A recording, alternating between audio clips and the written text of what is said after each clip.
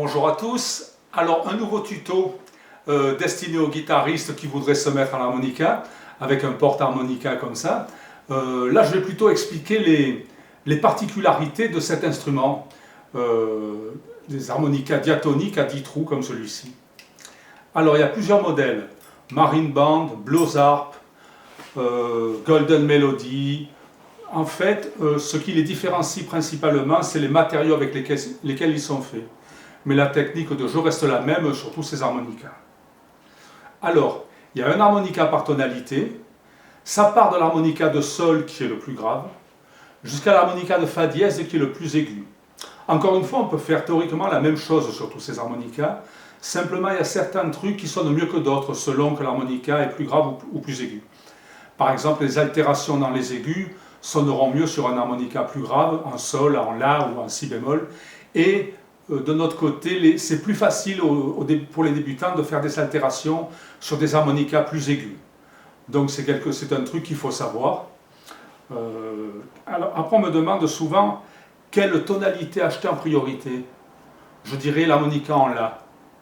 Parce qu'à la fois il sonne bien en première et en troisième position. Et en deuxième position, il sert à jouer un blues en mi. Donc il est quand même très polyvalent. Ce qu'il faut savoir, c'est que sur tous ces harmonicas, jusqu'au sixième trou inclus, la note soufflée est plus basse que la note aspirée dans le même trou.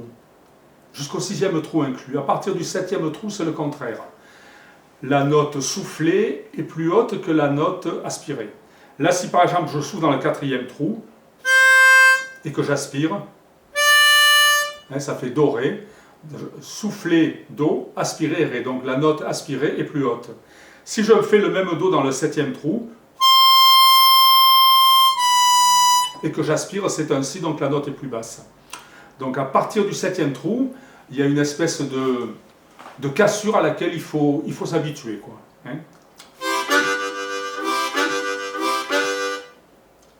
Ensuite, ce qu'il faut savoir, c'est que le deuxième trou aspiré,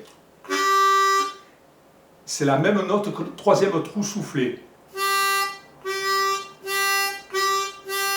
Deuxième trou aspiré, c'est la même note que le troisième trou soufflé, c'est la quinte de la tonalité de l'harmo. Et ça vous servira plus tard, éventuellement, si vous jouez en note à note, si vous jouez principalement en deuxième position.